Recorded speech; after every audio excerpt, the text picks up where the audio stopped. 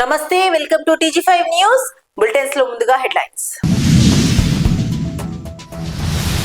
Electrical బస్సులను ప్రారంభించిన మంత్రి పొన్నం. స్కూలు పిల్లలను తీసుకెళ్తున్న ఆటో బోల్తా. జాతీయ రహదారిపై కారును ఢీకొట్టిన విమానం. మాధవరం కృష్ణారావుపై కవిత తీవ్ర విమర్శలు. హైదరాబాద్ ను యూనికార్న్ స్టార్టప్స్ హబ్ గా తీర్చిదిద్దాలన్న సీఎం. బొట్టు చింతలపల్లిలో పంచాయతీ ఎన్నికల సందడి.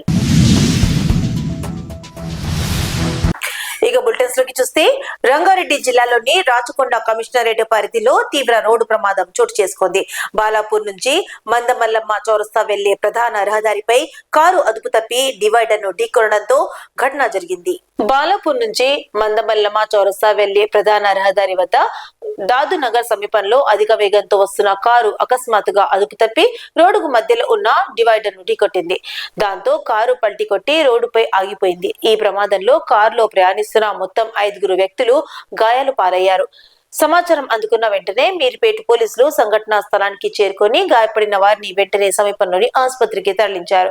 ప్రమాదంపై కేసు నమోదు చేసిన పోలీసులు ప్రమాదానికి గల కారణాలపై దర్యాప్తు కొనసాగిస్తున్నారు. రాణిగంజ్ డిపోలో 65 ఎలక్ట్రికల్ ఆర్టీసీ బస్సులను రవాణా శాఖ మంత్రి పొన్నం ప్రభాకర్, హైదరాబాద్ నగర్ మేయర్ విజయలక్ష్మి జెండా ఊపి లాంఛనంగా ప్రారంభించారు. రాణిగంజ్ నుండి తార్నాక వరకు బస్సులో ప్రయాణికులతో ముచ్చటించారు. ప్రజాపాలన ప్రభుత్వం ప్రారంభమై 2 సంవత్సరాలు గడుస్తున్న నేపథ్యంలో మహిళలకు ఆర్టీసీలో ఉచితంగా బస్సు ప్రయాణం కల్పిస్తున్నట్టు మంత్రి పొన్నం ప్రభాకర్ తెలిపారు. ఇప్పటికే హైదరాబాద్, కరీంనగర్, నిజామాబాద్ తదితర ప్రాంతాలకు ఎలక్ట్రికల్ బస్సులు నడుస్తున్నట్లు తెలిపారు. 251 కోట్ల మంది మహిళలు 8,500 కోట్ల సార్లు ఆర్టీసీ బస్సులలో ప్రయాణించినట్లు తెలిపారు. ఢిల్లీలో నెలకొన్న వాయు కాలుష్య పరిస్థితి తెలంగాణలో రాకుండా ఇవి పాలసీతో పాటు స్క్రాప్ పాలసీని తీసుకొచ్చినట్టు తెలిపారు. ఆర్టీసీ ఉద్యోగుల సంక్షేమాన్ని, భద్రతను దృష్టిలో ఉంచుకొని ప్రభుత్వం పనిచేస్తున్నట్టు తెలిపారు. నూతన బస్సుల కొనుగోలు, ఉద్యోగుల సమస్యలపై దృష్టి సారించినట్లు తెలిపారు. ఐటీ కారిడార్లతో పాటు గ్రామీణ ప్రాంతాలకు బస్సుల కనెక్టివిటీని పెంచేందుకు కృషి చేస్తున్నట్లు తెలిపారు. ఆర్టీసీ ఎండీ నాగిరెడ్డి మాట్లాడుతూ ప్రస్తుతం 800 ఎలక్ట్రికల్ బస్సులు నడుస్తున్నాయని, రాబోయే 2 ఏళ్లలో 2,000కు పైగా బస్సులను అందుబాటులోకి తీసుకురానున్నట్లు తెలిపారు. రవాణా శాఖ తెలంగాణ ప్రజాపాలన ప్రభుత్వం ఏర్పడ్డ తర్వాత 2 సంవత్సరాలు పూర్తి చేసుకొని ఒకటో రెండో చిన్న యాక్సిడెంట్స్, చిన్న అంశాలు తప్ప సంస్థ చాలా సాఫీగా ప్రజలకు రవాణా సౌకర్యం కలిగేయడంతో పాటుగా ఉద్యోగులకు అపరిష్కృతంగా ఉన్నటువంటి అనేక సమస్యల పరిష్కారంతో పాటుగా నూతన బస్సుల కొనుగోలు కావచ్చు, నూతన ఎక్స్పాన్షన్స్కు సంబంధించి తీసుకొని పోతా ఉంది.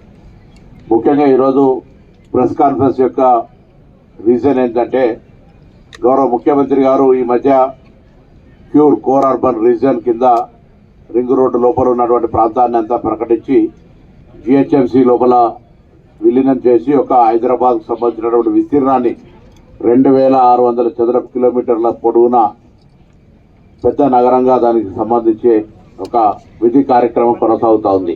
ఈ విధంగా చేసినప్పుడు హైదరాబాద్లో చాలా కాలంగా మీరు చూస్తూ ఉన్నారు, ఎక్స్పాన్షన్ ఏమో విపరీతంగా స్పీడ్గా పెరుగుతూ ఉంది.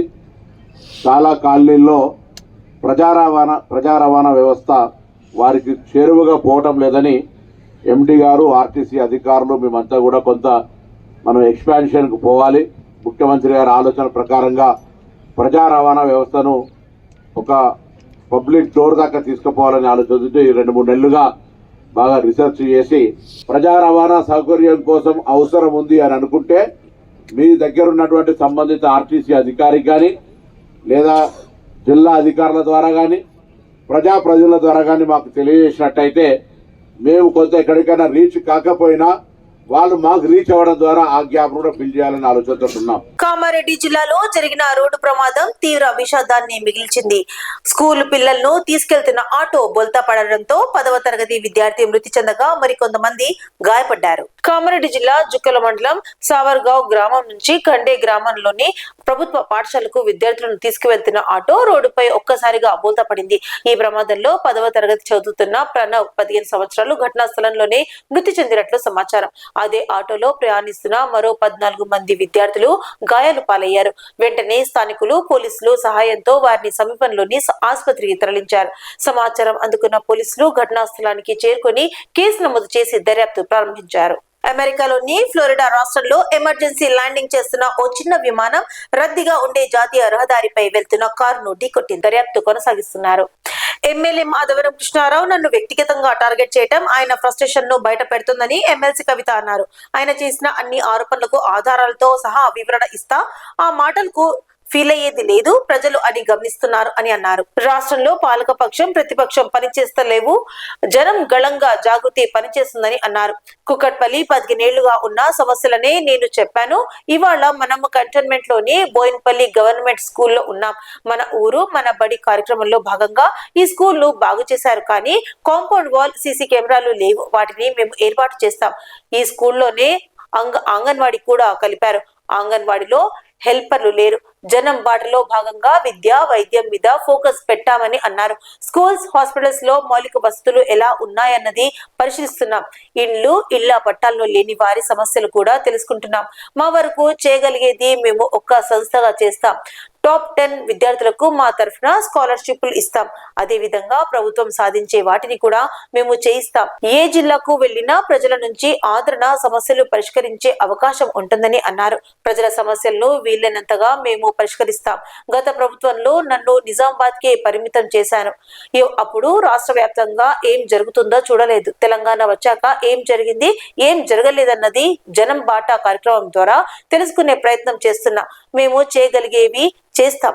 మిగిలిన సమస్యలపై ప్రభుత్వంపై ఒత్తిడి తెస్తాం. మంచిని మంచి, చెడును చెడు అనే అంటాం. ఈ స్కూల్ ను బాగు చేశారు, బాగుందని అంటాం. రాష్ట్రంలో ప్రతిపక్షం పట్టించుకోవటం లేదు, పాలక పక్షం అసలే పట్టించుకుంటలేదు. అందుకే జాగృతి జనం గళమై పనిచేస్తుందని అన్నారు.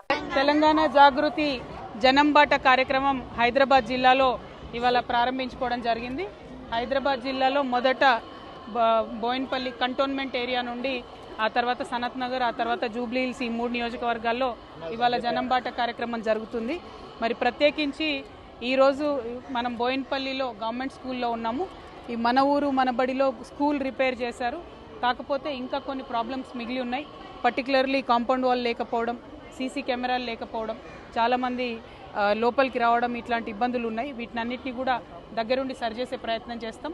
ఇదే స్కూల్లో అంగన్వాడీ కూడా కలిపారు, కానీ అంగన్వాడీలో హెల్పర్ లేకపోవడం, 3 సెంటర్లకు కలిపి ఒకే చోట అంగన్వాడీ ఉండడంతో వాళ్ళకు ప్రత్యేకమైనటువంటి ఇబ్బందులు ఉన్నాయి. పైగా ఈ తర్వాత మేము గర్ల్స్ స్కూల్ కూడా వెళ్తాం, అక్కడ చాలా ప్రాబ్లమ్స్ ఉన్నాయని చెప్పారు. సో జాగృతి జనంబాట కార్యక్రమంలో భాగంగా ప్రత్యేకించి విద్య, స్కూళ్ళ పరిశీలన, వైద్యం, హాస్పిటల్స్ పరిశీలన, తర్వాత మౌలిక వసతులు, డ్రైనేజ్ కానీ వాటర్ కానీ వీటి మీద ఎక్కువ ఫోకస్ చేస్తున్నాం. వీటితో పాటు ఇండ్లు లేనటువంటి అంశాలు, పట్టాలు లేనటువంటి అంశాల మీద కూడా ఎక్కువ ఫోకస్ చేసి పనిచేయడం జరుగుతుంది. సో ఈ స్కూల్లో ఇవాళ మేము చూసినాం ఈ ఇష్యూస్ ఒక సంస్థగా మేము సాల్వ్ చేయగలిగేటి మేము చేస్తాము. ఇందాక మీరు చూసినట్టు టాప్ 10 పీపుల్కి కూడా మేము స్కాలర్షిప్ ఇస్తామని చెప్పాము. అట్లాంటివి మేము చేస్తాం. కానీ ప్రభుత్వం మెడల్ వంచి చేయించాల్సిన వాటికి కూడా ఖచ్చితంగా ఫైట్ చేసి సాధిస్తాం. ఏ జిల్లాకు వెళ్ళినా కూడా పెద్ద ఎత్తున ప్రజల నుంచి ఆదరణ, సమస్యలను పరిష్కరించేటటువంటి అవకాశం లభిస్తుంది. కాబట్టి ప్రజలందరికీ మళ్ళొకసారి ధన్యవాదాలు. జాగృతి జనం బాట ఇవాళ హైదరాబాద్లో మొదలైంది, 5 రోజులు సాగుతుంది. మేడం, నిన్న కుకట్పల్లి ఎమ్మెల్యే గారు మీ మీద విమర్శలు చేశారు, దాని మీద మీరు ప్రధానంగా ఒకటండి, ఆయన చేసిన ఆరోపణలన్నిటికీ నేను సమాధానం చెప్తాను, అందులో వేరే అనుమానం ఏం లేదు.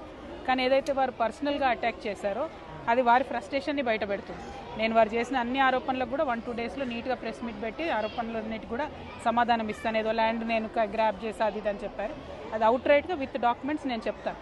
కానీ వారు వాడిన భాష కానీ వారు మాట్లాడిన తీరు కానీ డెఫినెట్గా వారి ఫ్రస్ట్రేషన్ని బయట పెడుతుంది.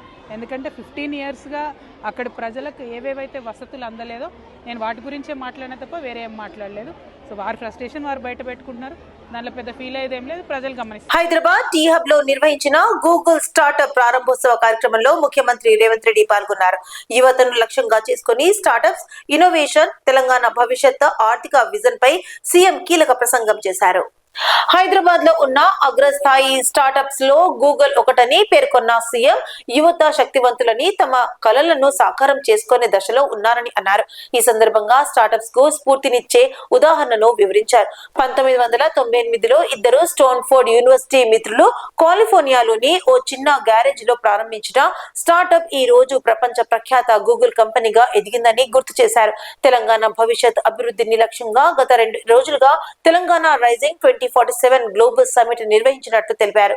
జాతీయ, అంతర్జాతీయ కార్పొరేటర్ల సమీక్షల్లో తెలంగాణ భవిష్యత్ విజన్ ను ప్రపంచానికి పరిచయం చేశామని చెప్పారు. స్టార్టప్స్ కు అనుకూలమైన ఎకోసిస్టమ్ ను రాష్ట్ర ప్రభుత్వం నిర్మించబోతుందని భరోసా ఇచ్చారు. తెలంగాణ ప్రభుత్వం గూగుల్ కలిసి అవసరమైన సహకారం అందిస్తాయని సీఎం స్పష్టం చేశారు. బోడిచింతల్పల్లి గ్రామంలో పంచాయతీ ఎన్నికల వేళ రాజకీయ సందడి నెలకొంది. ఈ సందర్భంలో కాంగ్రెస్ పార్టీ తరఫున సర్పంచ్ అభ్యర్థిగా పోటీ చేస్తున్న కేదాసి రజితా మోహన్ మీడియాతో మాట్లాడారు. గ్రామాన్ని అన్ని రంగాల్లో ముందుకు తీసుకెళ్లే బాధ్యతను తాను తీసుకుంటున్నానని స్పష్టం చేసిన రజిత, ఉంగరం గుర్తుకు ఉన్న తన అభ్యర్థిత్వానికి ఆశీర్వాదం అందించాలని ప్రజలను కోరారు. గ్రామంలో ఉన్న ప్రతి సమస్యను గుర్తించి పరిష్కారం కోసం కట్టుబడి పనిచేస్తానని హామీ ఇచ్చారు. మహిళల సంక్షేమం, యువత భవిష్యత్తు, రైతుల అవసరాలు, పేద కుటుంబాల అభివృద్ధి తన ప్రధాన లక్ష్యమని తెలిపారు. అభివృద్ధి పథకాలపై మాట్లాడిన రజిత, గ్రామానికి శుద్ధమైన తాగునీరు, రోడ్లు, డ్రైనేజ్ సదుపాయాల మెరుగుదల, విద్య, ఆరోగ్య రంగాల బలోపేతం, పేదల కోసం సంక్షేమ కార్యక్రమాలు అమలు, స్వచ్ఛం గ్రామం, పచ్చ గ్రామం కార్యక్రమాలు విజయవంతమైన అమలుకు కృషి చేస్తానన్నారు. ఈ కార్యక్రమంలో పాల్గొన్న స్థానిక ఎమ్మెల్యే రేవూరి ప్రకాష్ రెడ్డి మాట్లాడుతూ, కేదాసి రజితను అత్యధిక మెజారిటీతో గెలిపిస్తే గ్రామ అభివృద్ధికి తాను అన్ని విధాలా సహకరిస్తానని హామీ ఇచ్చారు. మా ఊరికి డ్రైనేజ్ వ్యవస్థ ఉన్నది, ఒకటి సీసీ రోడ్లు, కమిటీ హాల్ ఒకటి ఉన్నది, ఏసీ కమిటీ హాల్. మా గ్రూప్ బిల్డింగ్ కావాలి, మహిళా సంఘం డాక్టర్ గ్రూపు బిల్డింగ్ కావాలి. బతుకమ్మ మన ఆడబిడ్డలందరికీ బతుకమ్మ ఆడుకునేదానికి ఫెసిలిటీస్ కల్పించాలి. చాలా ఉన్నాయి. ఇంకా డాక్టర్ మహిళలకు రేవంత్ అన్న డాక్టర్ మహిళలకు పావుల వడ్డీలు ఇస్తున్నాడు. మహిళలకు ఎంతో అభివృద్ధి పథకాలను సహాయం చేస్తున్నాడు. ఉచిత బస్సు సౌకర్యం ఇచ్చిండు. మా ఊరి అభివృద్ధి బాగా జరగాలంటే మోహన్ గారికి ఓటేసి గెలిపించుకుందామని మేము మా ఆలోచనలో ఉన్నామని. రజితా మోహన్ అధిక మెజారిటీతో గెలిపిస్తామని మేము డాక్టర్ మహిళలుగా మేము చెప్తున్నాను. నా పేరు కేదాసి మోహన్, మా భార్య కేదాసి రజిత. మరి బోడిచింతలపల్లి గ్రామ సర్పంచ్ అభ్యర్థిగా రేవూరి ప్రకాష్ రెడ్డి గారు మాకు పోటీ చేసే అవకాశం కల్పించి టికెట్ ఇవ్వడం జరిగింది. మరి వారి సహకారంతో మేము అనేకమైన కార్యక్రమాలు చేస్తాము. మాకు కనుక మా ఉంగరం గుర్తుకు ఓటేసి మమ్మల్ని గెలిపించినట్లయితే ప్రతి నిత్యం వారికి మేము సేవ చేసి ఈ గ్రామ అభివృద్ధికి పూర్తి స్థాయిలో మా వంతు సహాయం చేసి అభివృద్ధి చేసి చూపెడతామని చెప్పేసి మేము బొడిచింతలపల్లి గ్రామ ప్రజలకు విజ్ఞప్తి చేస్తున్నాను. అదే విధంగా మమ్మల్ని గెలిపించి ఆశీర్వదించాలి, ఉంగరం గుర్తుకు ఓటేసి మమ్మల్ని గెలిపించాలని చెప్పేసి కూడా మేము గ్రామ ఓటర్లను కోరుతున్నాము. ఖచ్చితంగా మేము మీకు ఇచ్చిన హామీలను నెరవేర్చినట్లయితే మేము ఖచ్చితంగా పదవిని వదులుకోవడానికి కూడా మేము సిద్ధంగా ఉంటామని చెప్పేసి మేము గ్రామ ప్రజలకు ప్రమాణం చేస్తున్నాము. దయచేసి ఒక అవకాశం ఇచ్చి చూడండి, మార్పు చేసి చూపిస్తా. ఫీ రియంబర్స్మెంట్ బకాయిల కోసం విద్యార్థులు దత్తా శ్రీ ఖమ్మం నుంచి హైదరాబాద్ కు పాదయాత్ర చేశారు. బంజారాహిల్స్ లోని తెలంగాణ జాగృతి ఆఫీస్ లో కల్వకుంట్ల కవితను కలిశారు. ఫీజు రియంబర్స్మెంట్ సాధన పోరాటానికి అండగా నిలుస్తానని కవిత హామీ ఇచ్చారు. కవిత మాట్లాడుతూ, తెలంగాణ రాష్ట్రంలో పేద విద్యార్థుల చదువుల కోసం ఫీజు రియంబర్స్మెంట్ పథకం తెచ్చారు. కానీ ఈ ప్రభుత్వం వచ్చాక అంతకు ముందున్న బకాయిలను చెల్లించలేదు. ఇప్పుడున్న ఏ ఒక్క బిల్లును కూడా కట్టడం లేదు. దీంతో ఇప్పుడు లక్షలాది మంది విద్యార్థులు చదువుకు దూరమయ్యే పరిస్థితి ఉందని అన్నారు. ఈ పరిస్థితి అర్థం చేసుకున్న దత్తా శ్రీ అనే విద్యార్థి నాయకులు ఖమ్మం నుంచి హైదరాబాద్ వరకు పాదయాత్ర చేస్తూ వచ్చారు. ఫీజు రియంబర్స్మెంట్ చేయాలని వాళ్ళు ప్రొటెస్ట్ చేస్తున్నారు. ఫీజుల ప్రభుత్వం చెల్లించకపోవడంతో కాలేజ్ వాళ్ళు పిల్లలను డబ్బులు కట్టాలని అడుగుతున్నారు. చాలా మంది కోర్సు ఆగిపోయి 2-3 ఏళ్లు అవుతుంది. వాళ్ళ ఫీజు చెల్లించకపోవడంతో వారికి యాజమాన్యాలు సర్టిఫికెట్లు ఇవ్వడం లేదని అన్నారు. దీంతో విద్యార్థులు ఉద్యోగాలు చేయలేని పరిస్థితి నెలకొంది. ఇవాళ సీఎం ఉస్మానియా యూనివర్సిటీకి వెళ్తున్నారు. జాబ్ క్యాలెండర్ ప్రకటిస్తామని ఆయన ఇప్పటి వరకు ప్రకటించలేదు. ఫీజు రియంబర్స్మెంట్ కూడా చెల్లించడం లేదు. ఉస్మానియాను 1000 కోట్లతో అభివృద్ధి చేస్తామని చెప్పి ఇప్పటి వరకు చేయలేదు. ఆయన ఎందుకు ఉస్మానియా యూనివర్సిటీకి వెళ్తున్నారో అర్థం కావటం లేదు. వెంటనే జాబ్ క్యాలెండర్, ఫీజు రియంబర్స్మెంట్ చెల్లించాలని అన్నారు. తెలంగాణ రాష్ట్రంలో పేద పిల్లల కోసం పెట్టినటువంటి ఫీ రియంబర్స్మెంట్ పథకం ఏదైతే ఉందో కాంగ్రెస్ గవర్నమెంట్ వచ్చిన తర్వాత అంతకుముందు ఉన్న బకాయిలు చెల్లించకపోవడం, ఇప్పుడున్నటువంటి ఏ ఒక్క అప్పును కూడా ఏ ఒక్క పెండింగ్ బిల్ని కూడా కట్టకపోవడంతో లక్షలాది మంది విద్యార్థులు చదువుకు దూరమయ్యే పరిస్థితి కనబడతా ఉంది. మరి ఈ విషయాన్ని గమనించినటువంటి విద్యార్థులు దత్తా గారు అట్లానే శ్రీశ్రీ వీళ్ళందరూ కూడా ఖమ్మం జిల్లా నుంచి పాదయాత్ర చేసుకుంటూ హైదరాబాద్ వరకు వచ్చిండ్రు. వీళ్ళ ప్రొటెస్టు, వీళ్ళ యొక్క డిమాండు, మనందరి డిమాండ్ కూడా ప్రభుత్వం తక్షణమే ఫీజు రియంబర్స్మెంట్ యొక్క డబ్బులు రిలీజ్ చేయాలి.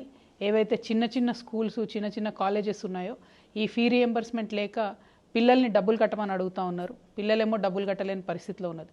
చాలా మంది నాకు ఈ మధ్యలో జనం బాటలో చేసినటువంటి కంప్లైంట్ ఏంటంటే మా కోర్సెస్ అయిపోయినాక 1 year 2 year అయిన తర్వాత కూడా డబ్బులు ఫీ రియంబర్స్మెంట్ రాకపోవడంతో సర్టిఫికెట్లు ఇవ్వడం లేదనేటటువంటి విషయం కూడా తెలుస్తుంది. దానివల్ల ఉద్యోగాలు చేరడం కూడా ఇబ్బందిగా ఉంది.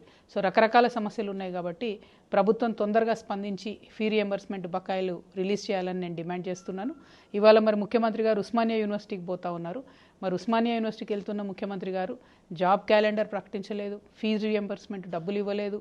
ఉస్మానియా యూనివర్సిటీకి 1000 కోట్లతో అభివృద్ధి చేస్తా అని చెప్పినటువంటి ముఖ్యమంత్రి గారు ఆ డబ్బుల్ని కూడా ఇంతవరకు రిలీజ్ చేయలేదు. మరి ఎందుకు ఉస్మానియా యూనివర్సిటీ పోతున్నారో ఆయనకే తెలియాలి. తక్షణమే జాబ్ క్యాలెండర్ రిలీజ్ చేయాలని చెప్పి నేను డిమాండ్ చేస్తా ఉన్నాను. ఉస్మానియా యూనివర్సిటీలోని ఆర్ట్స్ కాలేజీ వద్దకు వచ్చిన తొలి ముఖ్యమంత్రిగా రేవంత్ రెడ్డి రికార్డు సృష్టించారు. సీఎం రాకను తట్టుకోలేక కొంతమంది కావాలని డిస్టర్బ్ చేసే ప్రయత్నం చేస్తున్నారని విమర్శలు వినిపిస్తున్నాయి. ప్రభుత్వ యూనివర్సిటీలు బాగుపడడం బీఆర్ఎస్ నేతలకు ఇష్టం లేదని, అందుకే అనవసర రచ్చ సృష్టిస్తున్నారని ఆరోపించారు. తమను గద్దెదించిన ఆగ్రహంతో ఓయూ విద్యార్థులపై బీఆర్ఎస్ కు ఇప్పటికీ అక్కసు ఉందని, అదే కారణంగా విద్యార్థులను తప్పుదోవ పట్టించే ప్రయత్నాలు జరుగుతున్నాయని తెలిపారు. ఈ సందర్భంగా విద్యార్థులకు శుభవార్త కూడా చెప్పారు.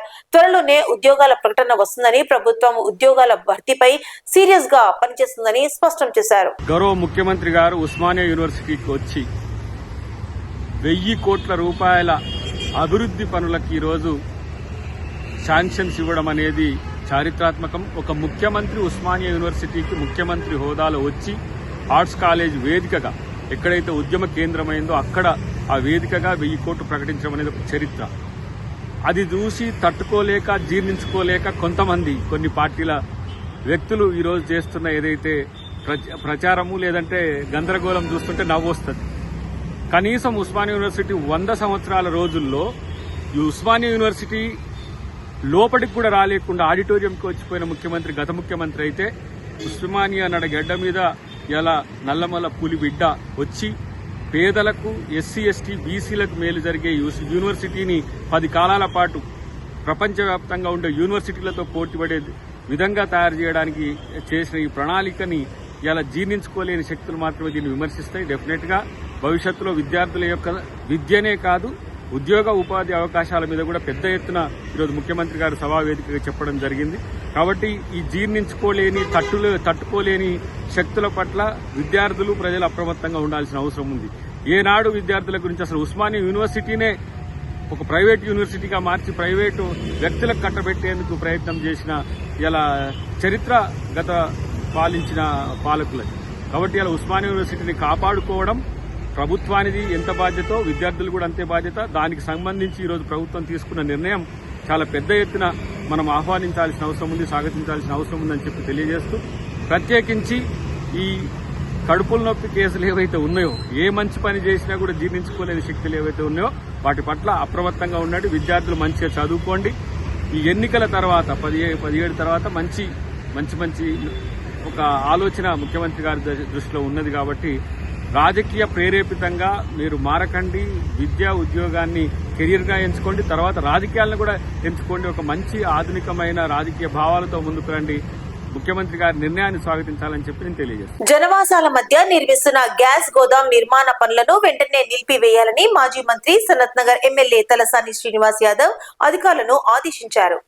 సనత్ నగర్ లోని అలావుద్దీన్ కోటిలో ఇండ్లను ఆనుకుని భారత్ గ్యాస్ గోదాం నిర్మిస్తున్నారని స్థానికులు ఎమ్మెల్యే తలసాని శ్రీనివాస్ యాదవ్ ను ఇటీవల కలిసి ఫిర్యాదు చేశారు. దీంతో ఎమ్మెల్యే తలసాని శ్రీనివాస్ యాదవ్ వివిధ శాఖల అధికారులతో కలిసి అలావుద్దీన్ కోటి ప్రాంతంలో పర్యటించి గ్యాస్ గోదాం నిర్మాణం జరుగుతున్న ప్రాంతాన్ని పరిశీలించారు. ఈ సందర్భంగా ఆయన మాట్లాడుతూ నిరుపేదలు నివసించే ప్రాంతంలో ఇండ్ల మధ్యలో గ్యాస్ గోదాం నిర్మాణానికి ఎలా అనుమతులు ఇస్తారని అధికారులను ప్రశ్నించారు. నివాస గృహాల మధ్య నిర్మిస్తున్న గ్యాస్ గోదాం వలన భవిష్యత్తులో ప్రమాదాలు ఎవరు బాధ్యత వహిస్తారని ఆగ్రహం వ్యక్తం చేశారు.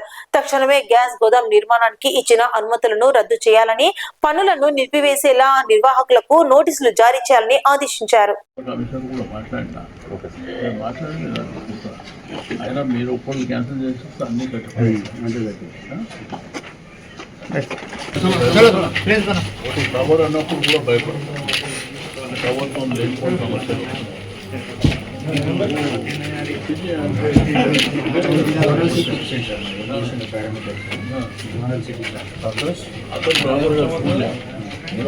లేకపోవడం సమస్యలు ఎక్కడికైనా కదా పోయేది